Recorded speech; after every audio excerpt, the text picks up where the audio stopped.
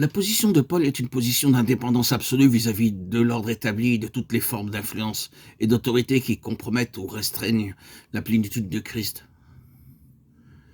Il se sépare volontairement de tout ce qui jouit de la considération des hommes. Du reste, après y avoir fait allusion, Galates 2:6, il précise bien « Dieu ne fait point exception de personne ». Ce qui veut clairement dire, parce que ceux-là jouissent d'une certaine considération de la part des hommes, il ne s'ensuit pas qu'ils possèdent au même titre la considération de Dieu. Il en est de même aujourd'hui en ce qui concerne le christianisme traditionnel et organisé. C'est l'ordre établi. Et on peut en dire beaucoup de bien, mais quand on aura rappelé que c'est Dieu qui l'a suscité, et quand on aura dit tout le bien qu'il y a à en dire, la question restera posée. Est-ce bien là le dernier mot de ce que Dieu a à dire? Est-ce là la plénitude? Les systèmes terrestres ne sont pas censés exercer une certaine tyrannie. Ils peuvent être un obstacle à la plénitude de Dieu. Paul rencontrait cela chez les autres apôtres. Quand il voulait mettre en lumière la vraie nature de l'Église qui est son corps, il se heurtait à l'incompréhension des cercles apostoliques. Sans diminuer la valeur des autres apôtres, nous reconnaissons qu'ils ont posé les fondations, Apocalypse 21:14. Mais Paul est le sage architecte dont le ministère concerne davantage la superstructure de la maison de Dieu.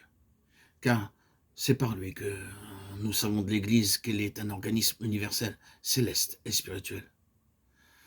Notre but doit être la plénitude de Christ.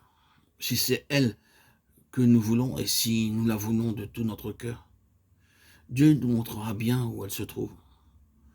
Tout ce qu'il demande de nous, c'est que nous soyons prêts à entrer pratiquement dans toute sa pensée. Paul payait un grand prix pour en arriver là. Les apôtres ne pouvaient pas le suivre sur ce chemin, et il fut presque seul jusqu'au bout. Mais c'est une grande chose d'être seul quand on est dans la plénitude de Dieu. La position de Paul est une position d'indépendance absolue vis-à-vis de l'ordre établi et de toutes les formes d'influence et d'autorité qui compromettent ou restreignent la plénitude de Christ. Il se sépare volontairement de tout ce qui jouit de la considération des hommes. Du reste, après y avoir fait allusion dans Galates 2:6, il précise bien « Dieu ne fait point exception de personne ». Ce qui veut clairement dire, parce que ceux-là jouissent d'une certaine considération de la part des hommes, il ne s'ensuit pas qu'ils possèdent au même titre la considération de Dieu.